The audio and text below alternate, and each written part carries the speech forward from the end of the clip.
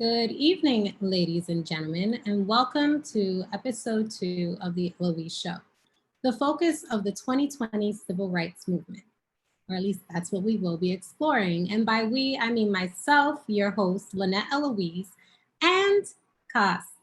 Kas, also known as Jade, is a filmmaker, musician, producer, and organizer based in New York City. Kas is a rising senior at the New School and merges their artistic passion to explore the intersections of race, gender, sexuality, class, love, and loss to cultivate community. Kas's community is immensely important to them and drives most of their work. Kas has co-organized actions and healing spaces across the New School and New York City that center the voices and experiences of Black, Brown, and Indigenous queer folks. Some spaces they haven't contributed to in the past include, some spaces they have contributed to in the past include the Black Immigration Artist Launch Party and the Black Panel at the New School. In honor of our Roots monthly gatherings at Langston Hughes House in Harlem, Survivor Songs Artist Showcase and Caribbean Brunch hosted by yours truly, and other gatherings with friends. Casa has just released their first short documentary filmed called How We Love on Vimeo, and it's finishing up their first album, Next Self. Cas, welcome to the Elouise Show. How are you feeling today?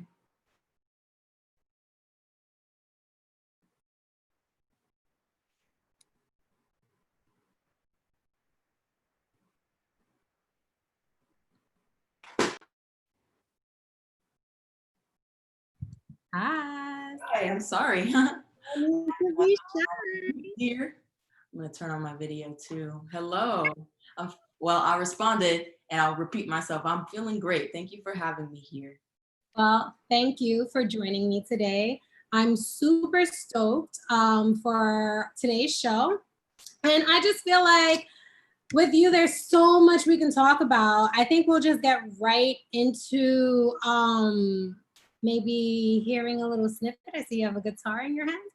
Sure, yeah. I've been thinking a lot about, the power of music and its ability to heal, especially now, and all the things that you described in the bio. Music was a really big part of all of those events in some capacity. So I would love to share this song. It's called Seeds. I think it speaks to the moment that we're in right now. And thank you for that lovely intro. And I appreciate you for holding this space for us today.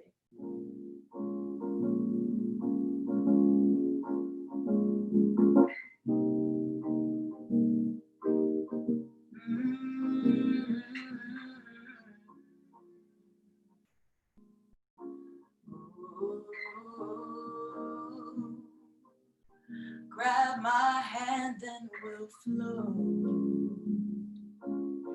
and we'll sail across the waters. Troubled tides rock the boat. They ain't no match for ocean daughters. See, this love is all life and steel, and I feel it in my chest deep. Just hold my hand tight and we'll glide day and night, and we'll sail out with ease. Let our love push the breeze, hit the shore on our knees, pushing worlds, planting seeds. They gon' try to drill holes just to seek us down, but we got space in our souls to spread all the joy around. In the midst of the storm, our dreams keep us riding waves until dawn. We gon' keep pushing on. sail out with ease. Let our love push the breeze, hit the shore on our knees, building worlds planting seeds.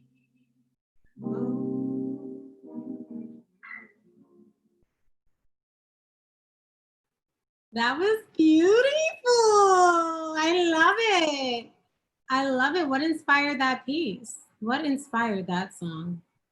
The thing that inspired that song was actually a group of friends of mine who I love very dearly, all Black and brown women who really supported me over the last year, and have been sort of my anchor in a lot of ways, much like Lynette Elouise in a lot of ways.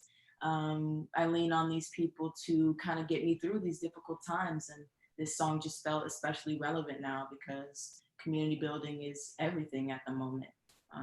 Speaking of difficult times and community building, I don't want this question to seem out of left field, but I'm just curious as to like your beliefs. Like, for instance, do you believe that what we're seeing today is a resurgence of the civil rights movement? And if so, who would you say, who do you believe our leaders are right now? Or do we have any?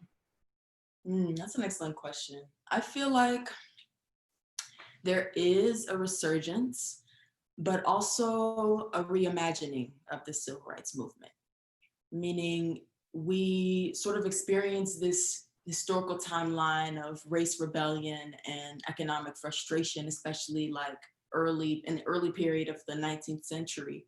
And from there, after World War I, we started to, like try and reconcile all of the tension and the frustration and the oppression of Black people in the US. And that resulted in the civil rights movement and first and second wave feminism and this kind of global solidarity across different nations. And so I think that in that time, it was very specific to the circumstances of that time and many of those dynamics we see today. However, I do think that we sort of are in a new era because of our access to each other via the internet, the new tools that are at our disposal. But I definitely see a resurgence and a sort of reshaping of civil rights. And I would say the leaders right now are the youth, like straight up. The youth are out here encouraging people to be in the streets, to really have a clear focus in terms of what it means to organize, to defend Black lives. A few orgs that I can think of right now are one, BYP 100, which is the Black Youth Project 100.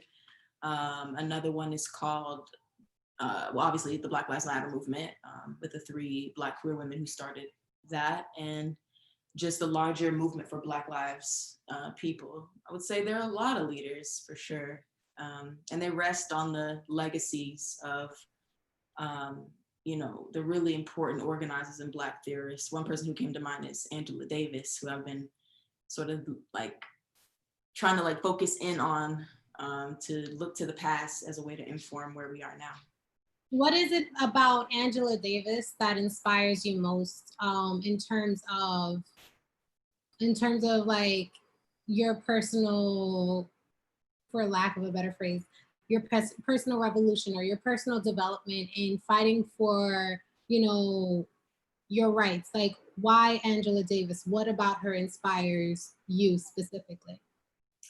I feel like that question just like sent a warmth around from my chest, like out. Oh my goodness. I think Angela Davis, who is still like out here speaking and like offering this incredible knowledge, paved the way in terms of thinking about police and prisons and how those are very inherently like tied to capitalism and colonization, and how those are 2 of the biggest threats to Black lives right now, right? Like those are the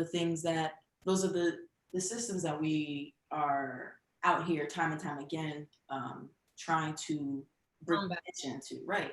And so I think that she's been super influential, especially with her, history and being part of the Black Panther Party, her global presence, and around the world in terms of abolishing prisons, or just rethinking ways to structure a society that doesn't necessitate a prison.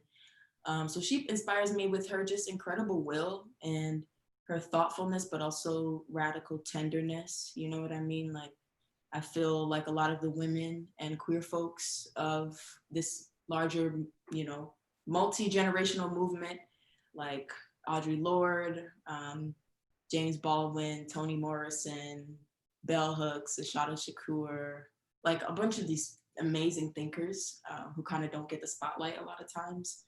I think that they definitely influence me, and I appreciate how they talk about the world around them. But how do you think today, well, I don't want to say how do you think it's different. It's different from many ways, but let's kind of touch upon something that you hinted at. You mentioned how empowering these revolutionaries are, correction, for the youth in our current plight, if I could group myself in with the youth. Yes, can. As well as queer folks. So there was I want to say like a week or two ago, maybe 3 weeks ago, I'm not quite sure. Timing during like quarantine-esque America is kind of a blur. However, a few weeks ago, we went from hashtag Black Lives Matter to hashtag All Black Lives Matter. And I remember, was it what, two years ago? It was hashtag Black Lives Matter versus hashtag Blue Lives Matter, hashtag All Lives Matter.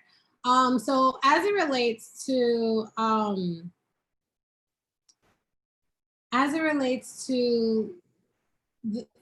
or correction, let me say this. Why do you think it's important to differentiate, or do you think it's important, and if so, why, to differentiate the difference between Black Lives Matter versus All Black Lives Matter? Because I'll tell you from my perspective, when I hear Black Lives Matter, like I see that as all inclusive. Like, so long as you're Black, that Black Lives Matter doesn't equate to dark skinned Black Lives Matter or light skinned Black Lives Matter or straight Black Lives Matter versus queer Black Lives Matter or like male Black Lives Matter versus women Black Lives Matter. When I hear hashtag Black Lives Matter, I am grouping every person from within the African diaspora in that. So I know for me, and I'm just curious as to your perspective as a member of the queer community, why you think the differentiation is important. Yeah, sure.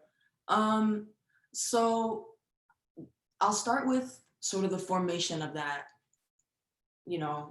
bubble, I get, or not bubble, just like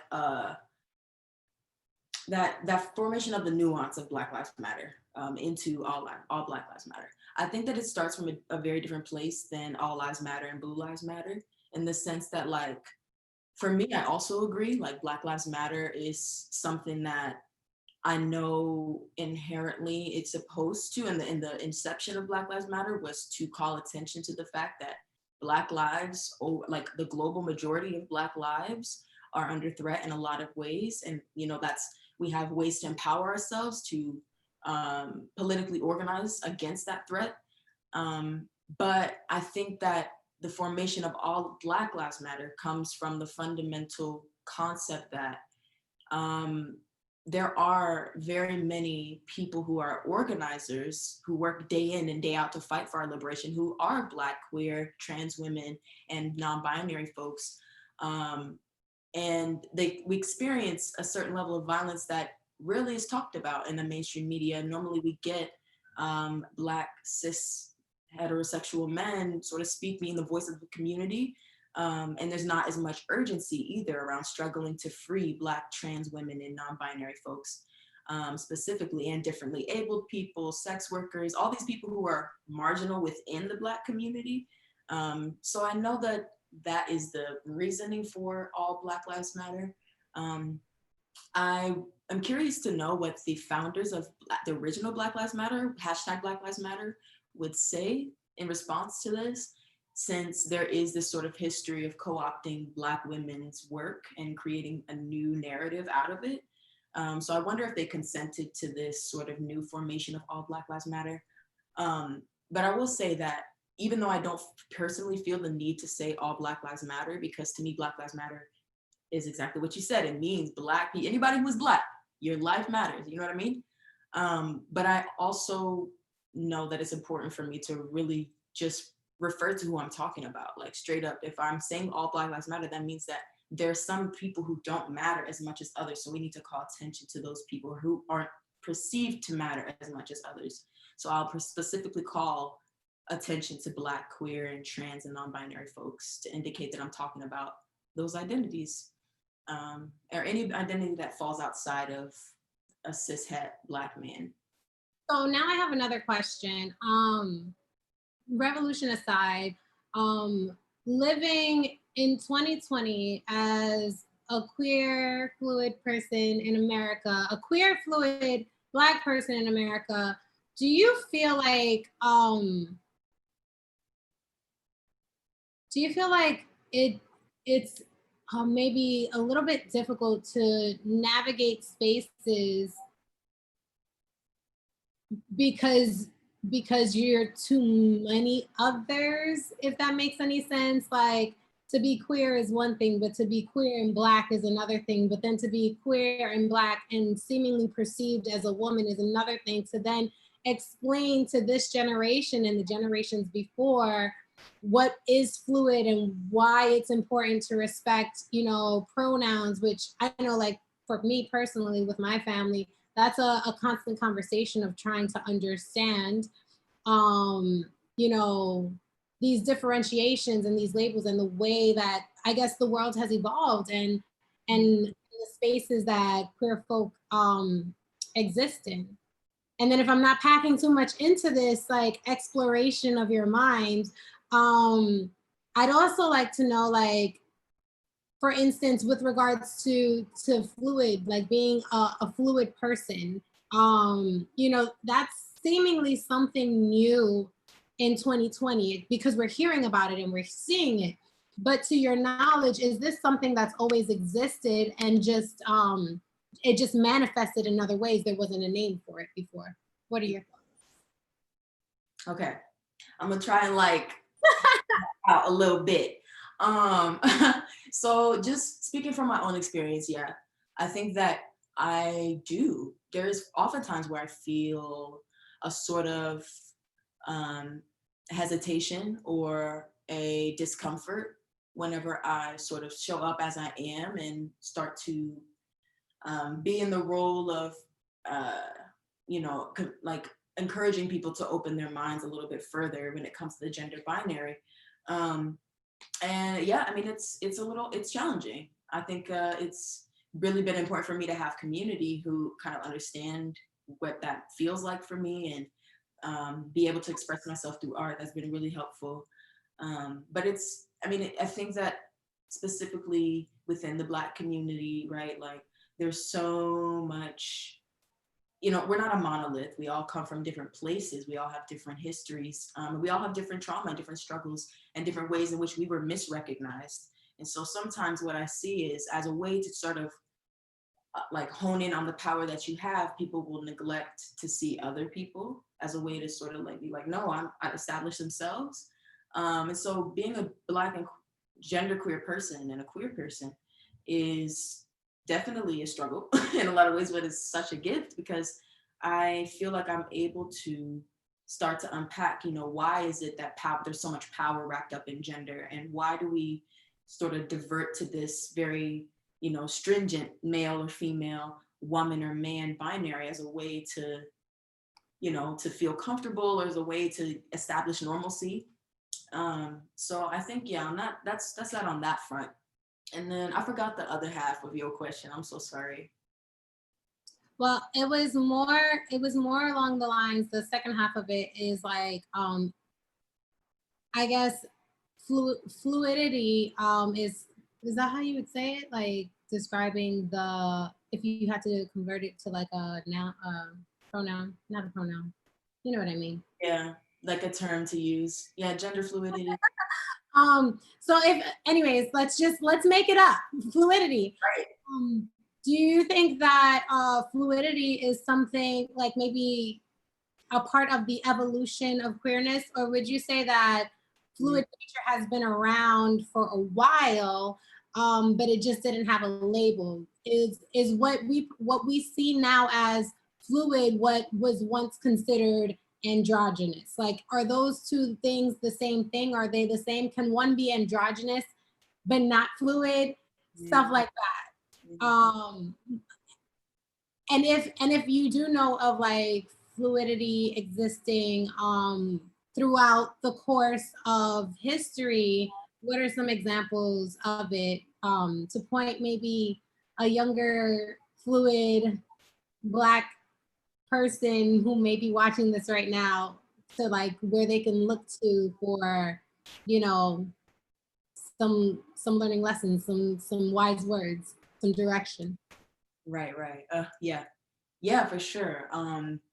So this is so funny. I was just having this conversation with a friend yesterday about sort of the history within Black and Brown communities and Indigenous communities of gender fluid people. And I would say like, yeah, there is a very long legacy of that energy and of those people. And I don't think it's new. I think it is becoming, people are becoming aware of it as if it is new. But really the case is that we sort of developed this language fairly recently around these terms and ways to sort of put a name to that, to describe that energy. So I think and this that and like the spiritual aspects of everything is just kind of hard to like to articulate in a Western context.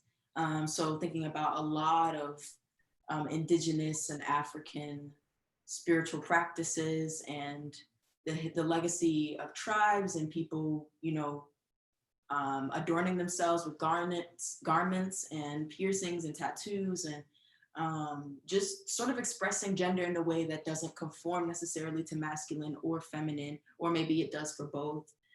So I think that the common thread is that language in itself is a little bit limiting, and so we do our best with what we got. We kind of, like you said, you make this shit up, you know. Oh, I'm sorry, I don't want to like curse on here. You just make things up and you sort of try and figure out a way to, I think of it as like when you have a glass, you have glasses set up like this, right? And the glasses are words.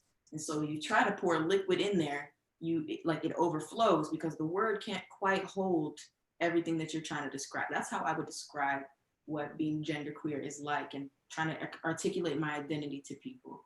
But yeah, for sure. Like I think the binary has, while I don't feel that people who fall within the binary are like terrible people or whatever, I do think that like separating gender in such a way that makes masculine energy more powerful than feminine energy, and like makes feminine energy mean you have to have a vagina and you have to have all these parts of your body. I think that dynamic is responsible for a lot of the the oppression that we see as Black people too, you know. And so I'm interested in just kind of like breaking all that down and being like, why do we do this? Why don't we just like kind of do what we want to do? You know, if the purpose for me of Black liberation is to have autonomy. And so, yeah, I would say that's my answer. And I see for all you folks, all you youth out here, all the young kids, I see you, I hear you. You can reach out to me always. We can chat it up. Oh, look into your history of Marsha P. Johnson, Sylvia Rivera, Stonewall riots in general. Marsha P. Johnson Institute does amazing programming around gender and sexuality and race. So I would look to those places to sort of get a foothold a little bit, at least in the US, on the history of this stuff. So how would you say your personal artwork, I know like you're a filmmaker and a musician and an all around badass, but how would you say that you contribute, like your work contributes to the Black narrative, to the queer Black narrative, and to the fluid Black narrative? Mm. Yeah, you know, I feel like My work is my work is my community is me. You know, like it's all sort of like one circle, I would say, like 100%. Like our stories, our experiences, our views on the world through my lens. Literally speaking, if you see my short film, it's through my lens. Um, I think that my work speaks to like the truth, and I think the truth is always a tool for revolution. Wait, the project that you just did, it's called Through My Lens, not How We Love? No, it's called How We Love. I was speaking about like I was referencing me holding the camera. Like it's my lens that I'm like seeing everything through in How We Love. The film is called How We Love. All right, let's do something real quick. Hold on. I'm gonna share my screen. We are going to, I know, exciting. We're gonna go to Google Chrome. And your film is on Vimeo, right? Yes, correct. Here I am at Vimeo. Do you know what the link is? Do you have a specific name for like there, or do I just search your video here? I think if you type in, let me think. Okay, if you try typing in JKAS, JKAS. No spaces, no periods. No spaces, no periods. And just see what pops up. I want you to know that there is a guy out here in these streets trying to steal your idea. Okay, if you type in JKAS How We Love, like right after that, then you'll probably see it. I don't know my own like link backslash. Dang. No worries. I am going to airdrop this to myself. Let's see if I can do this. The power of technology. So while I'm searching for How We Love, can you talk to me about what inspired you to do How We Love, to create it, and how it came to be? For sure.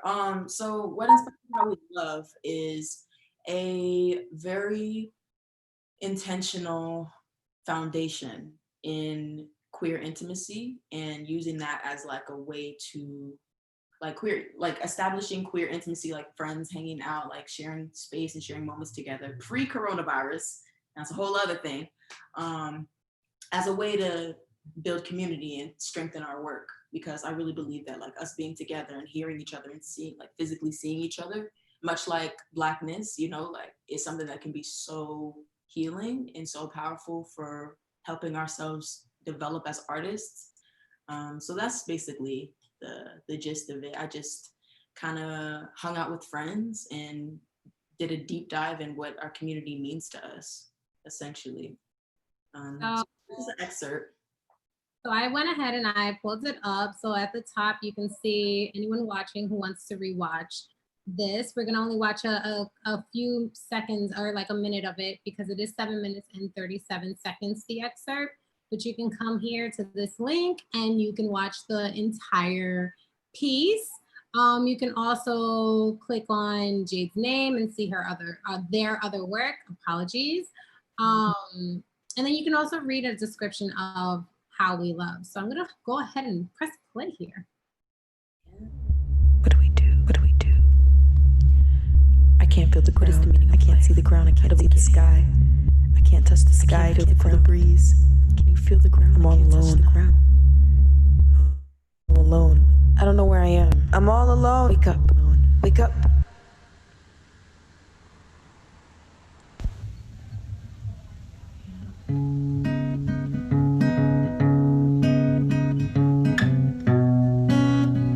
All right.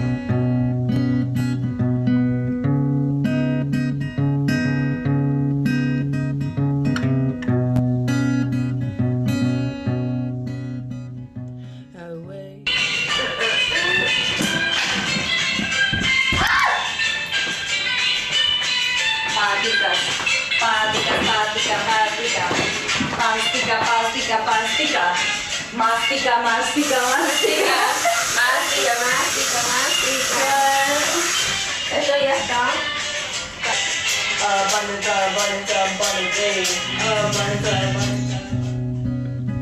Find warmth in traces of you, stuck in this trance. 'Cause you are so damn beautiful, you are. You make mountains move inside my heart. You are so damn beautiful, you are. Set my soul on fire, I'm a star. Can y'all bring another slice of cheese? Say Yeah, I think I found that like however I'm holding myself is going to be reflecting in who's holding me. So First off, shout out to Pejota. Right. All them. Yeah. Really fun project. It was so like spur of the moment. I remember like going over from school carrying like all this equipment. I'm like, oh my God, I don't know what I'm gonna do with this. And then my friend was like, yo, we're all gonna hang out. So I'm like, okay. So I have a question. And just to fill in the audience, so Jade works on this project, and this bomb artist, performance artist, that I had the pleasure of working with, who goes by Pejota, but her name is Priscilla, is in the project. Were you guys friends like before when you guys were working on Survivor Song? Was it like a happy coinkydink that you guys worked on the same project together, or did you guys like become friends? I think it was like I knew Pejota from a little bit before Survivor Song, but we didn't have any classes together or anything. Never saw them like we never saw each other around campus as much. But they're close with the homies who were like there. So it kind of was like a mix of both. We kind of like became friends as this sort of like this all was that the clips that you showed were all shot in the day, except for apart from the first clip, were all shot within the same couple of days because we all were just hanging out and just kikiing and enjoying each other's time. So I was just like, why don't I just whip out the camera and see what happens? And so yeah, it was really cool. I've definitely like grown closer to everybody and like in our own ways through this project. So what I think is cool about the excerpt that we just saw is that you have a poem at the beginning of it, and you said that you shot this pre-coronavirus. But I feel like a lot of people can resonate with, your words of, almost borderline madness, kind of going crazy, just too much, like, overload. I think a lot of people can probably relate to that because of how they were feeling being locked inside, for months at a time. Exactly. Yeah. I mean, so if you watch the whole thing, there's the first half of it was interesting because this was actually an assignment for a class, and I just kind of developed it into this like larger project. And so that half that you see in the excerpt was shot before the coronavirus, but I didn't finish before everything went on lockdown. So I went back and filmed myself in my own, like a deeper reflection. Like I'm losing my mind, like I don't know what to do. I'm apart from my community. So that stuff was shot after we were on lockdown. So it was like a half and half, like pre-lockdown while we're in quarantine thing. All right. So now with that said, let's bring it back to Black Lives Matter. And the reason why I'm going to say Black Lives Matter is because you and I are on the same page, where when we use the terminology Black Lives Matter, we are referring to all lives, being inclusive of it. There's a nice meme going out, just real quick tangent. There's a really nice meme going around right now where it kind of has a bunch of like the power fists in different shades. And it's like what people hear when they, what people think when they hear Black Lives Matter, and it's like the black fist is all the way up, and then all the other fists are below it. And then there's the second part of it says what we mean when we say Black Lives Matter, and it's like every fist in line with each other, i.e. to say Black Lives Matter is actually to say that all lives matter. However, Black lives aren't being treated as such. So it's like a cry out to say, hey, like, we deserve equality too. Mm-hmm. Now, sorry for that tangent, but after, like, basically what I'm trying to get to, the question I would like to get to is why now? Why? Because I just feel like over the past, for as long as I can remember, to be honest, we've experienced police brutality. We've experienced, a disproportionate ratio of Black and brown bodies going into like, prisons, a disproportionate ratio of poverty. Like this is history. This is something that has been happening for forever. And we haven't seen like an outcry, or protests like this to be sustained as long in a while. I mean, the closest to it, I would say, was when Black Lives Matter, the hashtag came along the first time around. But I think this is different. This is a little bit more volatile at times. I think honestly it's a lot less organized, but the numbers that are coming out to like, speak on support, and then on top of that, I feel like it's dwindling down a little bit, and I hope not, because I think that there's a lot of work to be done. But, Right. but why now? Why was it an uproar now? What do you believe is the reason for people saying no, enough is enough today? I think about this, right? Like, I think about this pretty often, and this is actually the first time that I have come to this realization. But I think one thing for sure, which we were just talking about, is the virus, right? Like, it's caused like an economic collapse, essentially. Like, we're inverting the ways in which we know how to be in the world.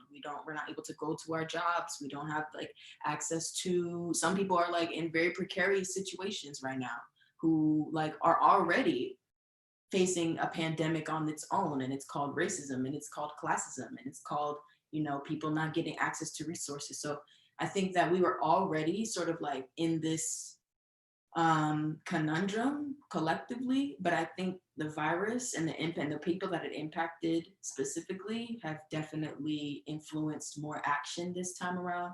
And I will also say, like in terms of money, like the Black dollar is worth a lot, and I'm not going to say that we all spend it the same way or anything like that, but these businesses are suffering right now, and they don't have a way to sort of recoup unless they. So I think some of the attention that this movement is getting now, some of it is a little disingenuous, because it's like, where were you in 2014? Where were you in 2015? Now that your money is in danger, now you want to show up. So it's like, it's a mix of things where I'm like, I feel resentful, but I'm also like, the people who are really doing the work, the people who've been kind of like doing this local grassroots organizing are now getting the platform that they deserve, And so I think it's coronavirus. I think it's also people are reflecting now. Like people are really trying to unpack the ways in which they've been impacted or perpetuated racist ideology. And I think it's also like this hyper connectedness, because we can't see each other. Now we're all turning to media. So it's like this death cycle of Black people. And I think I'm seeing a lot more now, like Black people feeling empowered and joy, but it's also just like the pain of seeing all of that, I think has definitely influenced people's involvement this time around, for sure. And how do you feel with everything that's going on? Like, how do you feel about seeing more news about, Black people, Black men dying at the hands of government or law enforcement, Black men and women, Black men and women being, treated just overly aggressively, the lynchings, and then the fact that people were trying to, or articles, correction, let me say it correctly, newspaper articles were trying to say that the lynchings were suicide attempts. How do you, before I go into how I feel about it, like, how do you feel with all this information, all this imagery, like coming out, all the companies that are being exposed, like, how does it affect you? Yeah, I mean, I think, it affects me the same way it affects you probably, or like in very similar ways. I think we can both agree on this. Like it is extremely exhausting and extremely disheartening and sad and like very I found like beginning of June like being in a very volatile space, like ready to just not take anybody's shit anymore. And I think that that's a very justified response, hence people coming, being out here, doing whatever they do. So I think the way it's affected me the most psychologically and emotionally and spiritually has been just exhaustion. I've just been feeling tired, been feeling overwhelmed. But I'm also extremely motivated to keep the pressure on and to keep using my art and my tools that I have at my disposal to continue to call attention to what's happening, do something about it, and reimagine a different way for us to be together. So in this reimagining a different way for us to be together and, attain all the rights that we deserve as, Black people, how does the conversation about gender and sexuality play into that? Do you believe that you can fight for, like, equal rights as a Black person, fair treatment as a Black person, as well as do the same across genders and sexualities? Or do you think that to fight both would take attention from the other? Mm. So this is a really interesting question, and it's something that I think about pretty often, especially when I see sort of these, people coming to arriving at conversations, like public conversations, talking about Blackness, and sort of neglecting to mention the other people who fall into Blackness. Like for me, because I hold these identities, they're not separate, like I don't experience Blackness and then queerness. It's I show up together at the same time. I'm read as a female, so I show up. I have to manage my response to when people misgender me and when I'm being perceived that way. So it feels like a very interconnected and interlocking experience.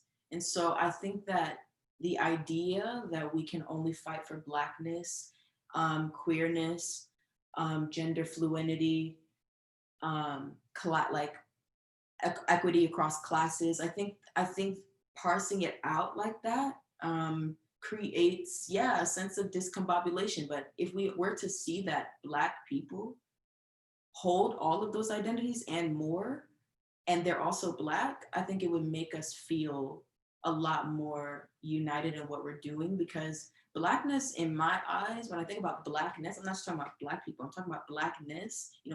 I think about Blackness when I was being taught about myself in school, essentially, and my history teachers would say, your ancestry began with slavery. We all know that not to be true, obviously, right?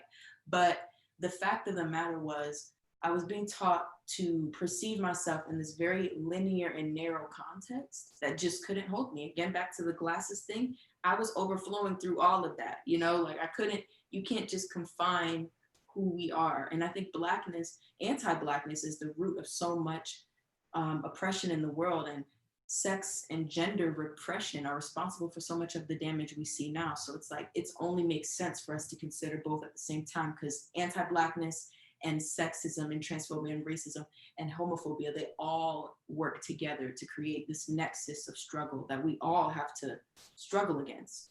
And it's like sex and gender are not just limited to queer people, like that conversation needs to happen across people who are within the binary, across cis people. Like that is the way in which, just like with Blackness, white people need to be considering what they're doing. You know what I mean? So I think, I think it is possible, absolutely, to fight for both, because they're the same in my eyes, especially for considering Black and queer people. So if you had to focus our movement right now, right?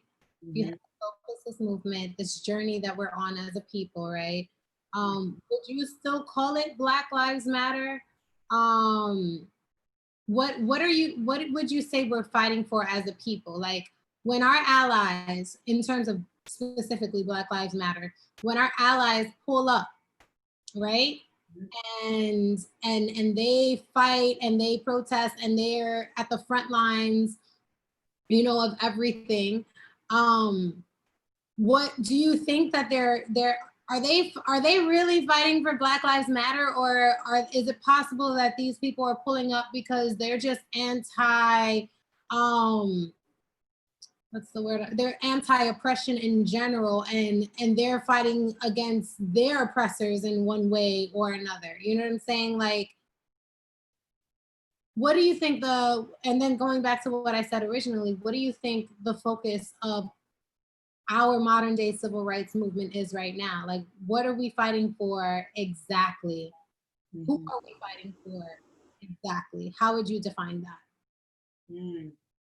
What a question. You know, and my answer is like very simple. I'm gonna go into it, but it's very simple.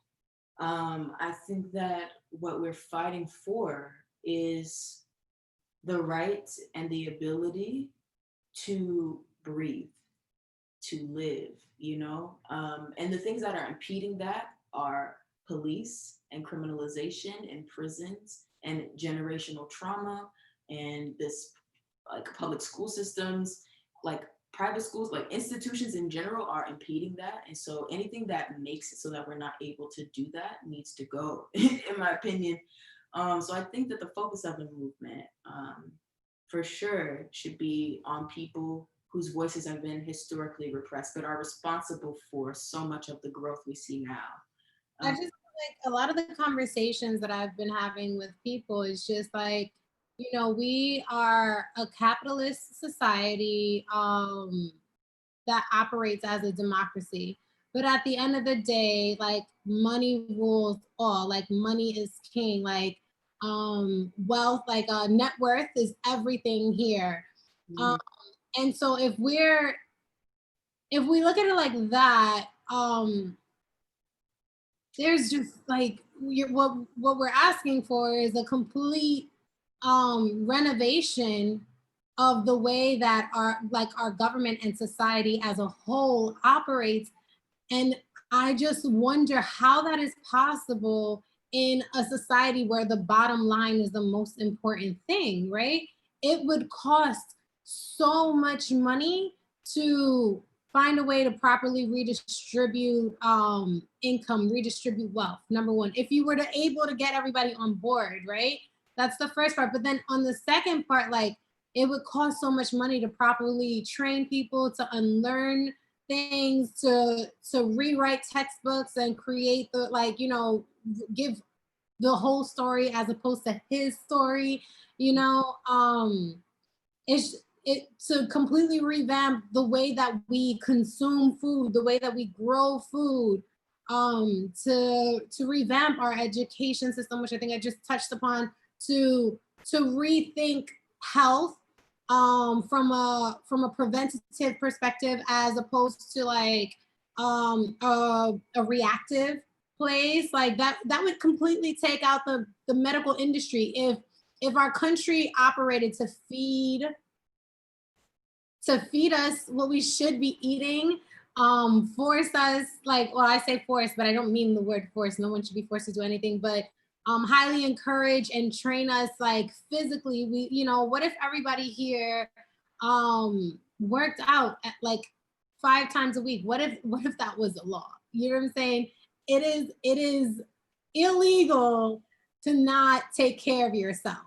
It is a crime against the government for you to let yourself go. Like, what if that was the case? If mind, body, and spirit, the building up of mind, body, and spirit was really truly important, and the idea behind government is creating a society of, you know, people who are healthy in every which way. Like that completely, that doesn't align with wealth, that doesn't align with income, that doesn't align with capitalism. And I don't know how we could revamp our nation in that way, because when we break down like why Black people feel oppressed, why women at times feel oppressed, why queer folks feel oppressed. Like part of it is, there's just so many things that can make someone feel oppressed. It can be money, it can be health, it could be education, it could be literally the color of your skin, and all of what we've been fed our entire lives is what contributes to our experiences, how we perceive it and how we react to it. So I just always get lost in like, what are we gonna do? And then that's also why I keep asking, like, what are we all fighting for really? Because I just feel like everybody has something to say. Everyone is just on one, and it's like, hear me.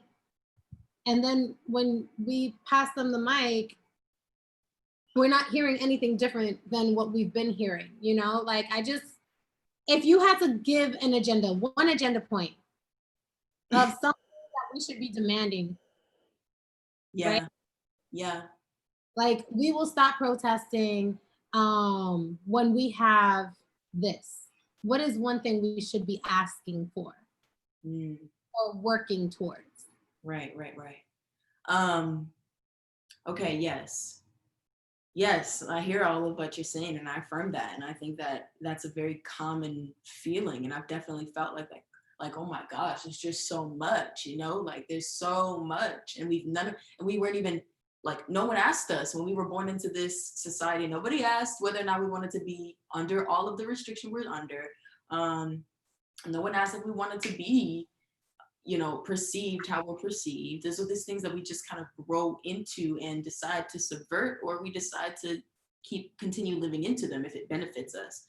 And so I think that an agenda point that I would say that's been on my mind a lot connects to this larger theme. I'm gonna talk about the larger theme first, which is we need to be a little more comfortable holding multiple truths at the same time. Like, people who have a certain commitment and a certain standpoint on an issue have a truth about that issue and have a very specific experience related to it. So for me, it could be Blackness and queerness, being an artist in the space of a city and all that comes with. And that's something that's a truth of mine, and I live into it. And for me to turn over to someone else who's Black, who has a different experience than me, and to be like, well, yours ain't this, so we can't do that. It's just, I think that's the problem we keep running into. And so if we can learn how to hold these multiple truths together and coalesce a direction based on being able to hold multiple truths, I think that would help us. So that connects to the tangible agenda for me is defunding the police and reinvesting in community programs that already exist to protect immigrants and queer and trans people and Black people, and rethinking about like the structure of policing, where it comes from, and how to sort of renovate, as you said. Because I think as much as like we're under all of this stuff, like we're carrying water, we're carrying the ocean right now, we're under the weight of the world. But at the same time, there's so many ways in which we're empowered. Like, you're an artist, you curate a bunch of stuff, like every year, every month, every week, there's something new that you're producing and creating space for people. So that's why I feel that there's a lot of work to be done, but we're already doing it. Like, being able to witness each other's pain is one part of the work. Being able to share community, being able to talk about art and be free to do that is so much a part of the work, in addition to showing up on the front lines, in addition to occupying space in courtrooms, in addition to calling for XYZ police officer to be removed from their precinct, whatever. So yeah, that was a lot, but I would say, yeah, we need to recognize that we're connected. We're very highly connected. What I'm hearing from you is that, I guess, the tangible, what seems tangible to you is taking some of the funding out of like the police department's funds, right? Out of their budget, and moving it over into like community spaces where people are allowed to create. So basically, it sounds like take some of the money from there, create a grant that goes directly into the community so that people can like work on that. I think that that's tangible, but then, you know, then the question becomes, so then the next part of that it becomes like, what is the exact number? And when you're saying defund the police, are you trying to like, what aspect of their budget are these funds coming from? Because I think also like one of the tricky things, and we won't harp on this too long, one of the tricky things to consider when we're talking about the defunding of like law enforcement, of the, you know, police departments, is like, what they're taking money from away from. Are you taking it out of personnel? Are you taking it out of equipment? Like, you know, because I think that a lot of people hear defund the police and they hear anti-police. And one of the more interesting things that I've noticed over the past couple of weeks is that a lot of people who believe that the police department should be defunded don't want there not to be police. They just want you know, all the bad apples to be pulled out of the bunch. Number one, not only pulled out of the bunch, but also brought to justice for the crimes that they've committed, because whether you're, you know, wearing a badge or not, a crime is a crime is a crime is a crime. So I know like a lot of people want that to happen, but it's not like they don't want police officers at all. And what I'm also learning is that when people are saying, some people, when they say defund the police, they do mean like, nah, shut that shit down. We don't want no cops, fuck this, right? But some people are saying, no, the budget is just ridiculous and my child's education is shitty. So why don't you take some of the money out of that pocket and put it over there? Maybe if a lot of these kids were a little bit more well-rounded, a little bit more well-versed, you know, properly trained in like economics, credit, law. You know, people break laws, they don't even know that they're breaking. Like if they were properly educated and proper history, English, like if we had teachers in schools who actually gave a shit, as opposed to some of the teachers who are there just because they get a quick check or a free master's degree. Like, you know, we might see a little bit of change in what like these numbers look like in terms of poverty and in terms of like, you know, imprisonment, all that stuff. But it's 9 o'clock and I try to keep these things an hour, but I don't want us to end this segment of the Elouise Show without hearing one more song, because you have such a beautiful voice. Yes. Beautiful. I'm happy for that. This is great. Such a great discussion. And I think that like, just one more remark about to your last point, I think that that is a case in which there's two truths being told, right? Like, I personally have been in a part of like a lot of abolitionist circles, and we talk about frequently about the function of policing and prisons and, you know, all of that good jazz. So if there's anyone who's interested in learning more about that side of things and, you know, alternatives and ways to sort of manage ourselves and our society, then I'm happy to like share resources, because I myself am learning. I'm not an expert. I don't got no degrees in all of that. So yeah. That, and I'm all for that. Like I spoke last week to a dope artist named Sherry Daniels, and she provided, like, she had a lot to say, and I know she's like someone that via her Instagram, she provides people with a ton of resources. She's heavily involved in her community. I know you're heavily involved in the community. But if someone watches and they do want to get in contact with you, they do want to help out in the community, or they just want to learn, and granted, we all have so much more to learn. None of us know everything, but we can always share our own personal resources, the books that we've read. If someone wants to reach out to you specifically, how can they get in contact with you? Talk to me? No, I'm just kidding. They don't have to. If they want to talk to me, okay. Yeah, so if you all want to talk to me, I'm here. You can find me at _JKAS_ on Instagram. And you could email me. Should I say my email? I don't know if I should say that. DM you, and then if you're serious, then they can email you. Yeah. So yeah, __ JKAS_. That's me on Instagram. Okay. What you got for us? Let's hear it. So I wrote this song kind of in a similar space as the last one, where I was just feeling like, yo, I'm around so many dope people and they all like motivate me to be better, you know, at who I am and just like affirm me. So this song is called Genderful Noise, and it's about just, it's really, you know, geared towards like genderqueer and fluid people. But it's really a message out to people who feel the need to release themselves and to free themselves and to come into who they are. So this is what I've been kind of had on repeat for the last couple weeks.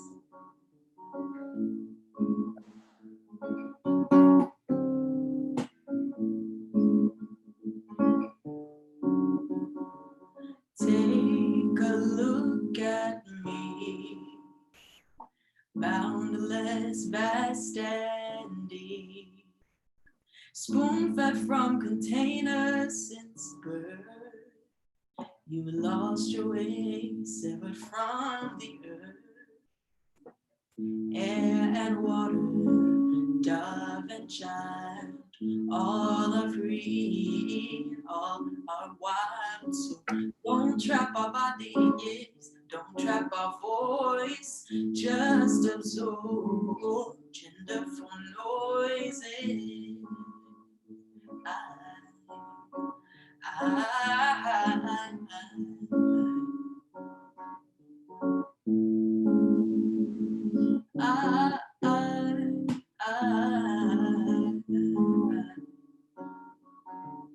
You seen me before in another life. Don't look too hard, you'll strain your third eye. Trust what we're saying, or what you think you see. Cause we dance in the light, transform, won't you join me? Hey, air and water, dove and child, all are free and all are wild. So don't trap our bodies, don't trap our voice, just absorb genderful noises.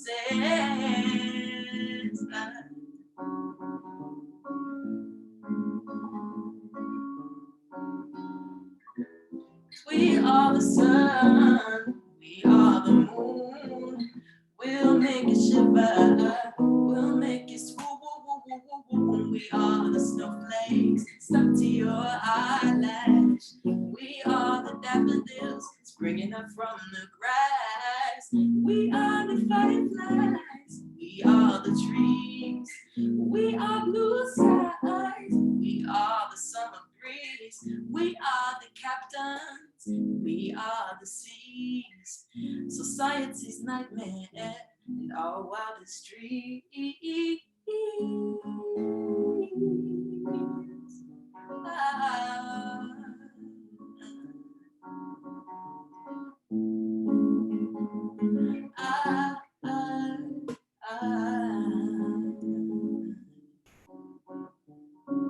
Air and water, dove and child, all are free, all are wild. So don't trap our bodies, don't you dare trap our voice, just absorb genderful noises.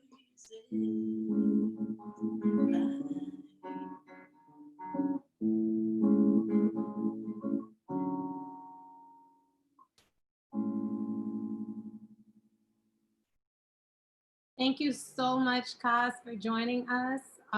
You have a beautiful voice. That was truly a pleasure. I appreciate the entire conversation, and I look forward to building with you very soon. Thank you, ladies and gentlemen. This has been the Elouise Show.